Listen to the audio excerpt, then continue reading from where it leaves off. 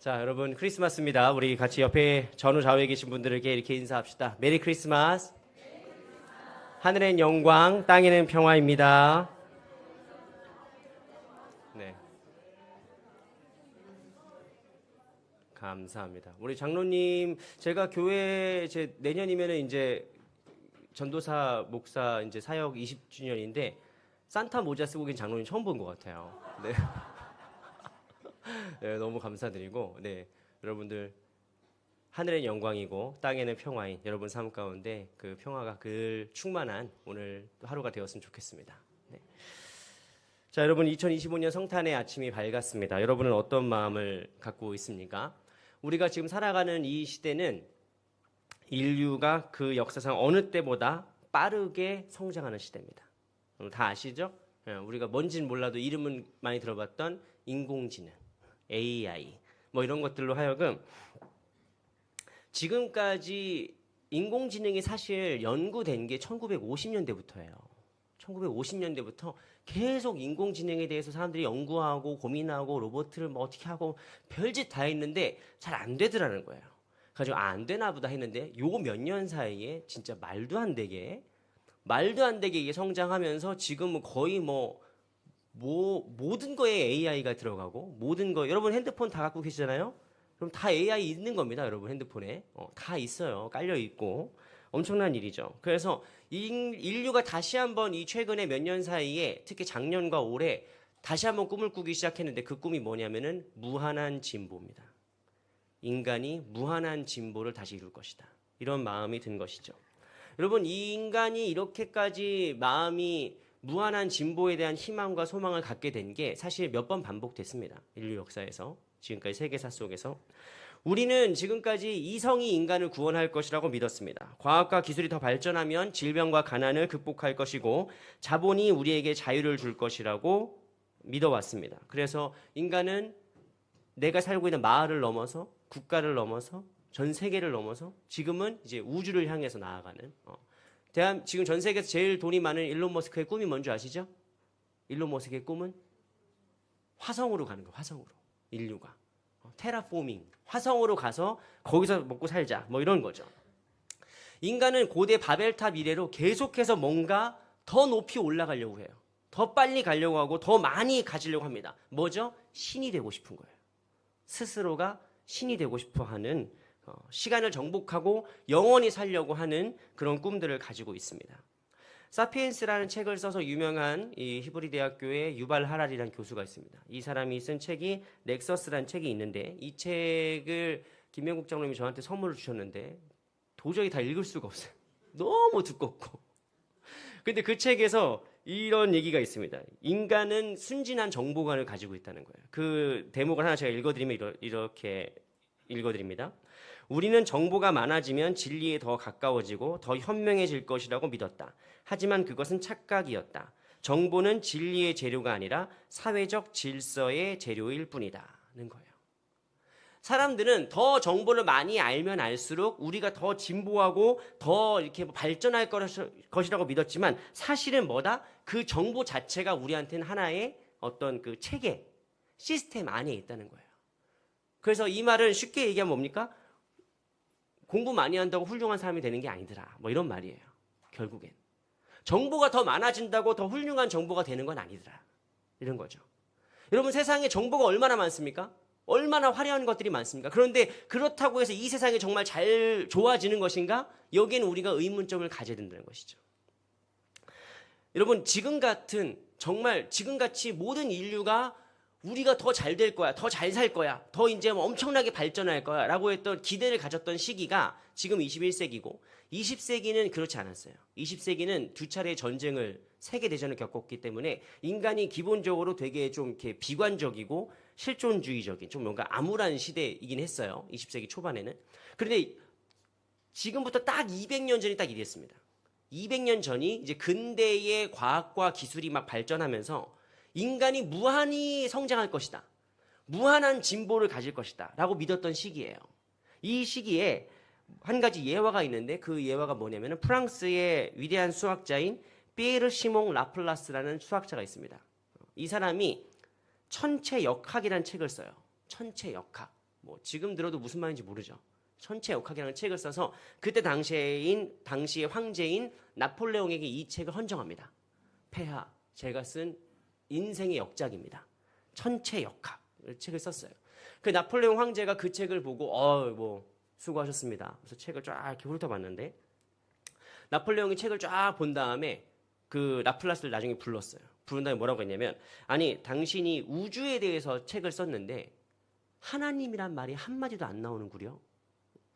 신이란 말이 한마디도 안 나오는 걸 자기가 책에서 본 거예요. 그래서 아니 어떻게 우주에 대해서 책을 쓰겠다는 사람이 신이란 말을 쓰지 않을 수가 있냐. 나폴레옹이 그때 그렇게 물은 거예요.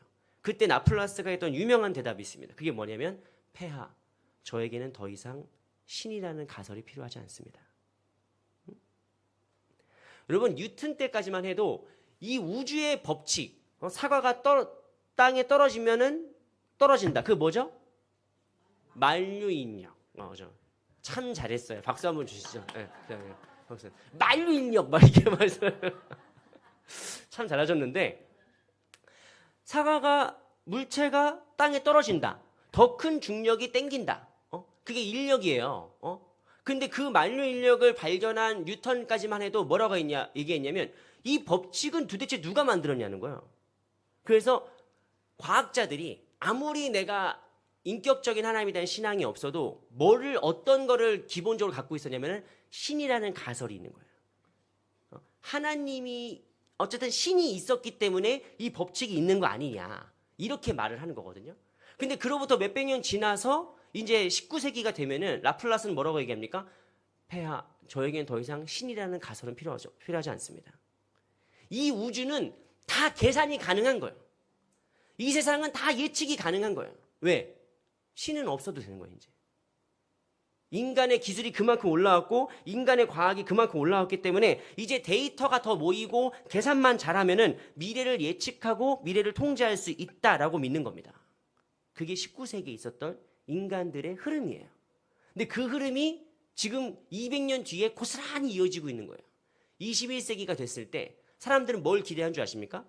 인공지능이 지금은 부족하지만 점점점 더 데이터가 쌓이고 점점점 더 많은 이제 사람들이 사용하다 보면은 이 우주를 이해할 수 있을 것이다. 이 우주를. 그래서 데이터가 알아서 다 예측하고 로봇가 알아서 다 사람들 도와주고 하는 시대가 열릴 거라는 거죠. 물론 기대되는 부분도 있습니다. 여러분, 얼마 전에 테슬라 자동차가 자율주행하는 거 보셨어요? 보셨어요? 그렇죠. 그거 보고 나면은 나는 제일 잊혀지지 않는 댓글이 그거였어요. 나만 자동차다. 나만 자동차고 다른 차들은 다 수동차다. 이러는 거예요. 진짜 자기가 알아서 움직이는 자동차는 지금 걔만 나온 거예요. 되게 사고 싶으시죠? 1억 넘어요. 이젠 자동차가 알아서 지가 움직여요. 그런 시대가 되고 있어요. 그러면은 뭡니까? 향후 몇 년 안에 모든 자동차가 그렇게 인공지능으로 잘 알아서 움직이는 시대가 될 거예요. 그러면은 인간이 만드는 사고도 줄어들고 음주운전 그런 사고도 줄어들고 이제 사람들이 더 이제 자유로워질 거고 더 행복해질 거고 라고 하는 기대감이 막 부풀어 오는 시대가 된 거예요. 지금 시대가. 그래서 정말 그러냐. 정말 19세기에 그렇게 인간이 무한히 발전할 거라고 했던 그 믿음이 정말로 그렇게 발전됐냐. 그 말도 맞죠, 사실. 옛날에 그 중세시대 때까지 인간이 얼마나 비참하게 살았습니까, 사실. 그죠? 그런데 근대 이후에 과학과 기술이 발전하니까 사람들이 충분히 다 잘 살게 됐단 말이에요. 근데 그로부터 19세기 다음에 20세기 초반부터 어떤 일이 벌어진 줄 아십니까? 세계대전이 일어나는 거예요.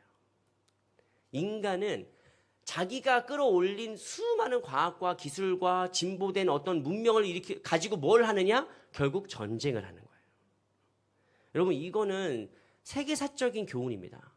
우리 역사를 알아야 되는 이유가 무엇이냐? 지금 이 인공지능이 로봇 엄청난 첨단 기술이 막 올라가가지고 결국에는 나오는 얘기가 뭐냐면 전쟁이고 개인정보 파괴고 개인정보 침해고 어떤 그런 데이터에 대한 민감한 것들이 더 사회가 위험해져 가고 있는 거예요. 사실은 더 불안해져 가고 있는 겁니다.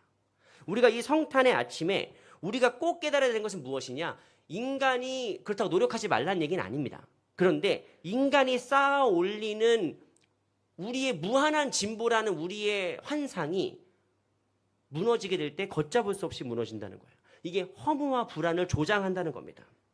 여러분, 오늘 성탄은 우리에게 어떤 의미를 주냐면은 우리가 올라가는 게 아니라 하나님이 내려오시는 사건입니다. 이 오늘 설교 제목, 영혼과 시간의 충돌이라고 하는 이 설교 제목은 되게 멋있지 않습니까? 제가 쓴 게 아니에요. 안타깝게도. 내가 이런 제목을 만들었어야 되는데. 그죠? 저는 이 정도 실력이 안 됩니다. 이 제목을 만든 사람이 누구냐? 덴마크의 철학자인 키에르 케고르예요. 키에르 케고르가 이 19세기에 살던 사람입니다. 근데 이 사람이 아까 말씀드렸죠? 19세기가 어떤 시대죠? 인간이 무한히 진보할 거라는 믿음. 인간이 무한히 진보할 거라는 믿음을 갖고 있던 시대예요. 인간은 교육과 과학과 기술을 통해서 얼마든지 더 훌륭해질 수 있다. 이 세상은 점점 더 진보하는 것이다. 라고 믿는 믿음을 어려운 말로 뭐라고 얘기하느냐? 진화론적 사관이라고 합니다.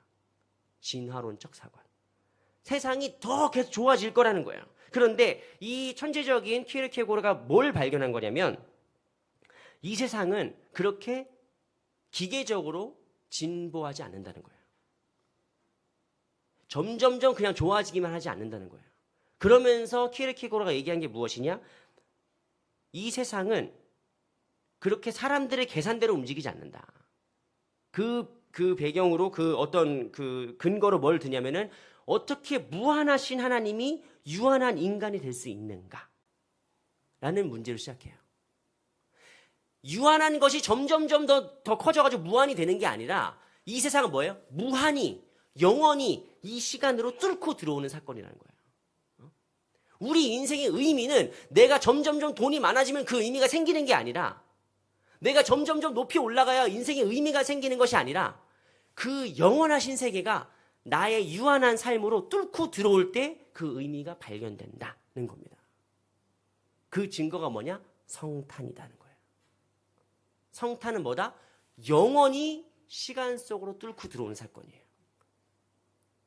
충돌하는 사건입니다. 그것이 바로 성탄이죠.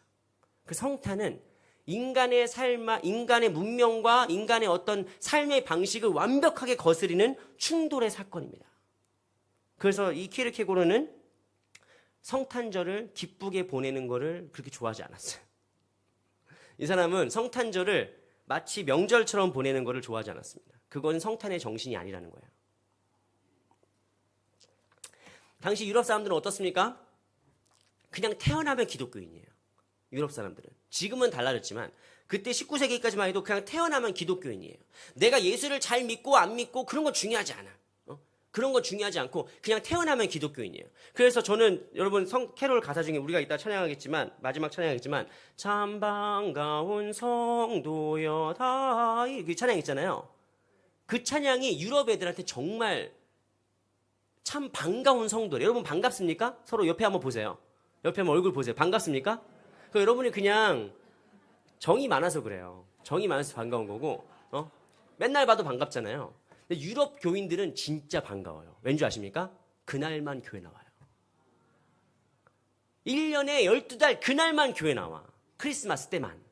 크리스마스 때 가족들끼리 모이니까 그날만 교회를 나와요. 그래서 제가 독일에 있을 때 진짜 주일날, 그러니까 주일이 아니지. 성탄절날 되면은 종이 하루에 10번 쳐요. 땡그랑 땡그랑 땡그랑 땡그랑. 그 예배 시간이라는 거예요. 또 한두 시간 있다가 땡그랑 땡그랑 땡그랑 또 종이 쳐요. 또 2부 예배 드리고 3부 예배 드리고 그 조용하고 10명도 안 모이는 그 유럽 교회 예배당이 크리스마스가 되면은 예배를 막 6번 7번씩 드립니다. 왜죠? 그날만 모여서 그래요. 참 반가운 성도요? 1년 만에 만났어. 1년 만에. 무슨 말씀인지 아시겠죠? 여러분, 유럽 사람들한테 이거는 참 저는 유럽 사람들의 신앙을 매도하는 건 아니지만 유럽 사람들한테 신앙은 정말 깊은 교양입니다. 깊은 문화적 교양이에요. 그래서 좋은 점은 믿음이 많이 흔들리진 않아요. 여러분 모태신앙 여기 모태신앙도 많이 계시죠? 모태신앙 아유 저는 못해요. 못해서 모태신앙 이렇게 말씀하시지만 사실 모태신앙은 흔들리지 않는 신앙이에요. 웬만해서 흔들리지 않아요. 삶에 어떤 어려움과 아픔이 있어도 모태신앙은 왜? 부모님 때부터 쭉 이어왔던 신앙의 그 근거가 있기 때문에 근간이 있기 때문에 흔들리지 않습니다. 여러분 모태신앙들 이렇게 자기 스스로에게 이렇게 잘하고 있어. 이렇게 하시면 돼요. 근데 모태신앙의 문제는 뭐냐? 말 그대로 못해. 못해.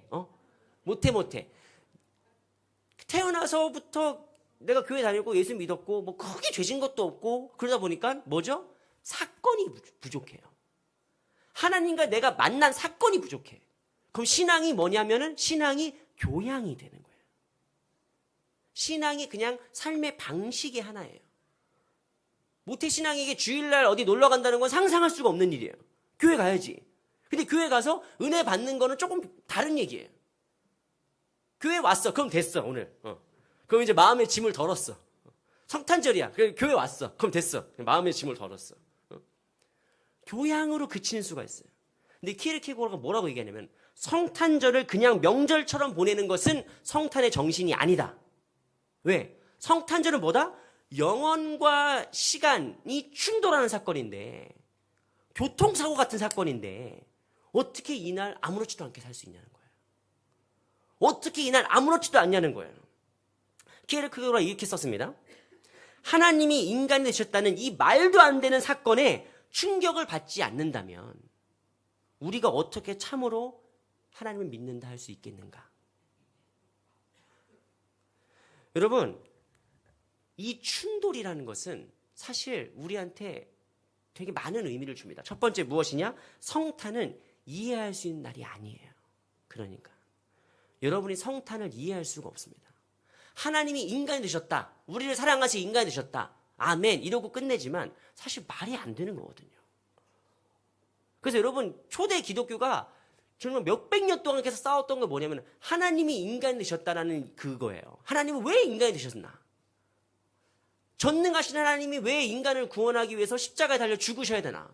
그냥 내가 너희를 사하노라 한마디 하면 되지. 전능하신데 전능하신 하나님이 왜 우리를 구원하려고 피 흘려 죽냐고요. 인간이 돼서. 여러분 이런 것들이 엄청난 신학적이고 철학적인 논쟁을 불러일으켰고 지금 제가 이 얘기를 하니까 슬슬 이제 눈을 감기 시작하시는 거예요. 이제 뭔 소리냐, 이제 재미가 없다 이렇게 눈을 감으시는 분들이 계시지만 결론적으로 말씀드리지만 여러분 정답이 없습니다. 하나님이 왜 인간이 되셔야 되느냐? 하나님이 왜 우리를 구원하기 위해 십자가에 달려 죽으셔야 되느냐? 모르겠어요. 모르겠다고. 그럼 뭔지 아십니까? 이해할 수 있는 것이 아니라 인정하는 거예요. 성탄은 뭡니까? 인정하는 날입니다.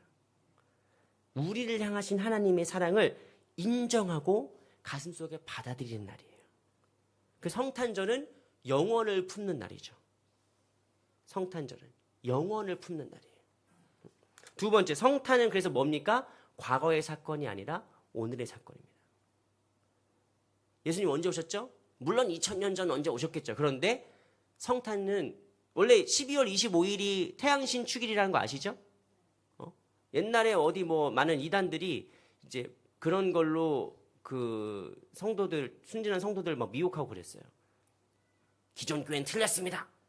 여러분 성탄절은 원래 예수님 오신 날은 원래 12월 25일이 아닙니다. 그럼 순진한 성도들이 뭐 그래요? 뭐 교회에서 이런 얘기 안 하시죠? 뭐 저희한테 오시면 저희가 비밀을 말씀드립니다. 뭐 그러는데 비밀도 아닙니다, 여러분. 공공연한 거예요. 원래 로마 시대 때 명절이에요. 태양신 축일이라는 게. 근데 기독교가 국교가 되고 예수님이 우리의 구주시니까 이게 태양이 아니고 뭐야?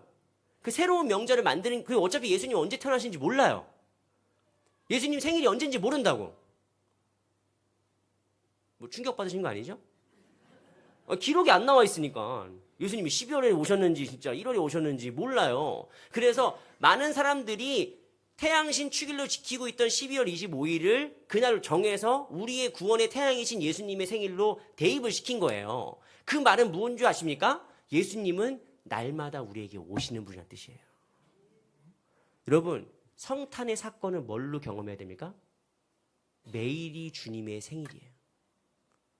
매일이. 여러분 기독교의 교회력은 사실 매 주일이 작은 부활절입니다. 매 주일이. 근데 부활절은 날짜가 정확해요. 그죠? 6월절 이후에 이제 있었던 사건이니까 부활절은 예수님이 확실히 그 무렵에 이제 십자가 지신 건 확실해요. 부활절은. 그래서 우리가 그때를 큰 부활절로 지키는 거예요. 그런데 모든 주일이 뭡니까? 예수님의 부활을 기념하는 작은 부활절들이란 말이에요. 그래서 부활절에만 예수님의 부활을 축하하는 게 아니라 매 주일이 사실은 주님의 부활, 죽음을 이기시고 우리에게 소망을 주신 그 주님을 기억하는 날이에요. 그걸 재현하는 게 예배예요. 그래서 매 주에 예배를 드릴 때 살아있는 예배, 참된 예배는 무엇이냐? 부활의 의미가 살아나는 거예요. 그래서 지치고 힘들었던 영혼이 예배를 드리면서 부활절을 지키면서 소생되는 거예요. 절망하고 삶의 의미가 없고 낙이 없고 재미없게 살던 사람이 주일날 예배를 드리면서 부활을 경험해야 돼. 부활을 살아내야 돼. 그게 주일 예배를 드리는 이유입니다. 우리가 주일날 왜 예배를 매주 드립니까? 부활을 경험하는 거예요. 그래서 예배를 드리고 나서 잠들었던, 죽어있던, 쓰러져 있던 내가 일어나고 새 힘을 얻고 위로를 얻고 다시 한번 능력을 받는다면 그게 정말 부활을 예배를 잘 드린 거란 말이에요. 근데 마찬가지입니다. 성탄은 무엇이냐? 그냥 크리스마스라고 축하한다고 선물 주고 나 이것이 집에 있는데 그러면서 또 받고 막 이게 아니라 주님이 오늘 내게 오시는 사건이에요.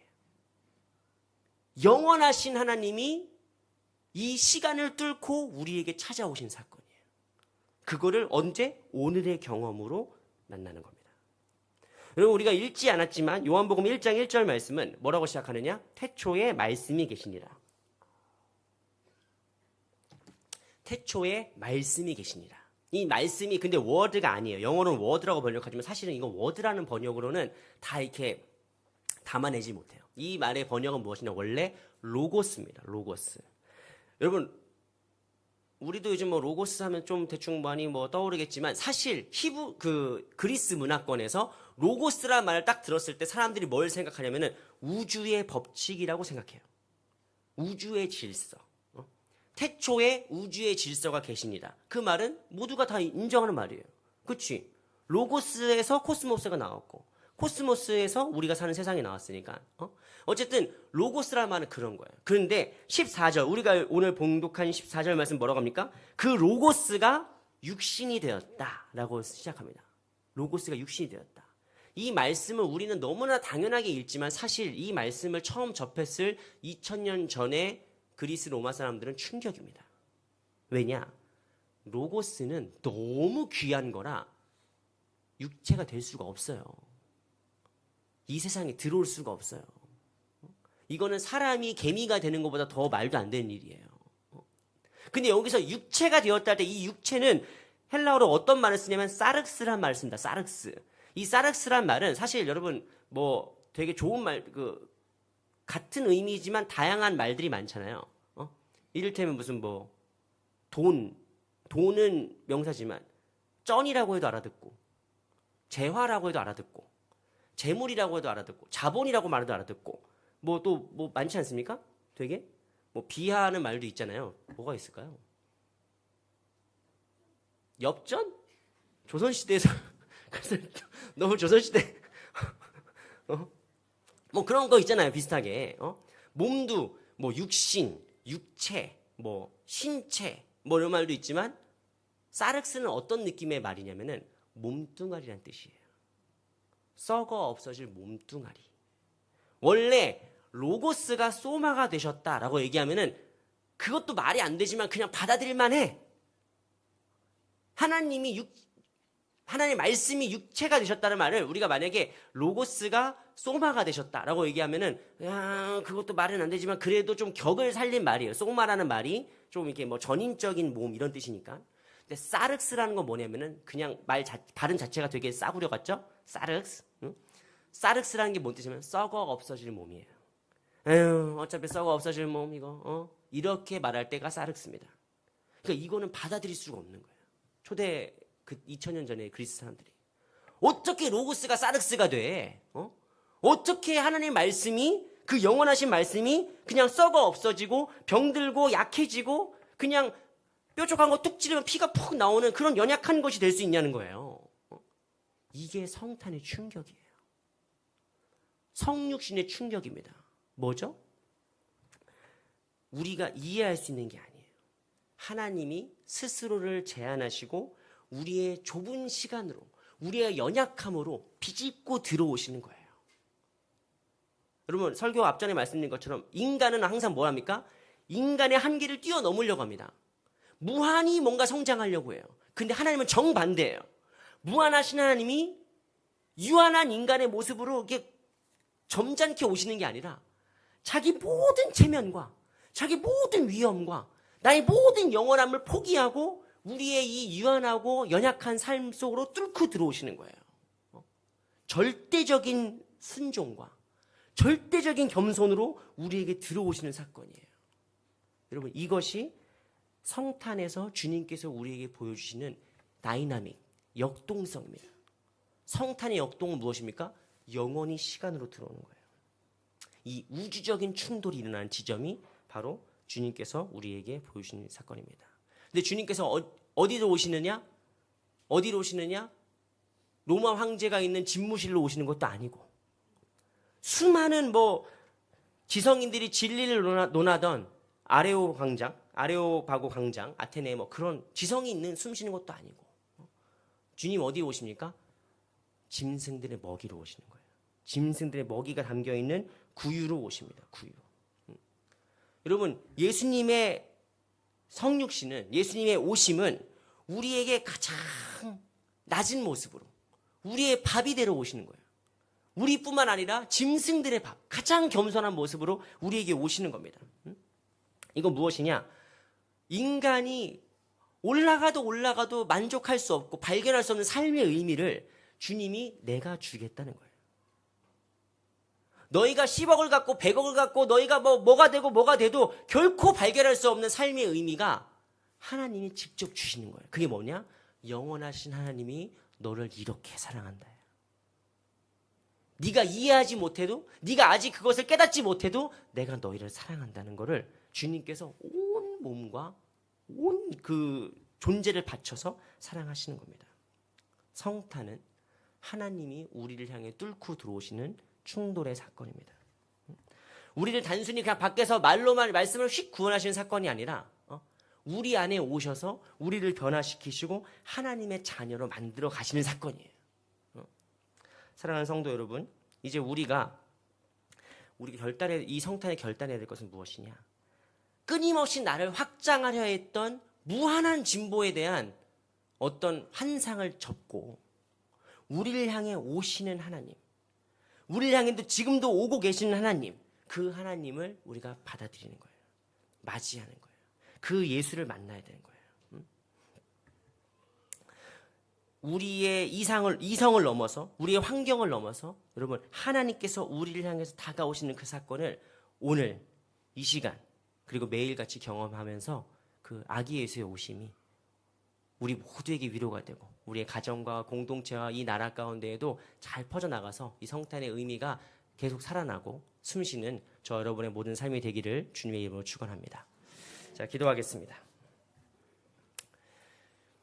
주님 은혜와 사랑에 감사를 드립니다.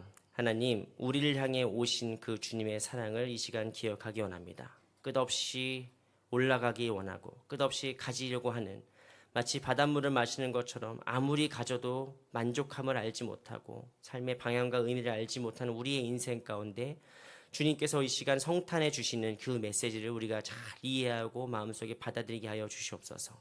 우리가 다 알지 못해도 그 사랑을 더욱더 깊이 깨닫게 하여 주시옵시고 그래서 우리에게 오신 그 영원한 은혜와 사랑이 우리의 삶 또한 변화시키며 우리의 유한하고 연약한 이 육신과 우리의 시간이 주님과 만날 때에 더욱더 깊어지고 영원해지고 정말 능력 있는 삶으로 살아갈 수 있는 저희들 모두가 되도록 주님 인도하여 주시옵소서. 모든 것 주님께 맡기오며 예수 그리스도의 이름으로 기도드리옵나이다. 아멘.